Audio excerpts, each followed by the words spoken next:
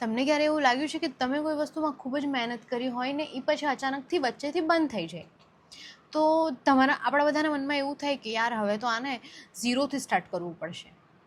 For example કે કોઈ competition હોય, કોઈ પ્રોજેક્ટની તૈયારી હોય, કે પછી મેડિટેશન હોય, યા તો કોઈ ગવર્મેન્ટ એક્ઝામની, કોઈ કોમ્પિટેટિવ એક્ઝામની તૈયારી કરવાની હોય. આપણે એ કામ સ્ટાર્ટ તો કરી દઈએ, પણ એમાં આપણે કન્સિસ્ટન્સી ન રહે, વચ્ચેથી છૂટી જાય, તો આપણને એવું લાગે કે આપણી તો બધી જ મહેનત પાણીમાં ફરી ગઈ અને હવે એ કામ બધું પહેલેથી ચાલુ કરવું પડશે. અને આવો જ સવાલ મહાભારતમાં અર્જુને શ્રી કૃષ્ણને પૂછ્યો હતો.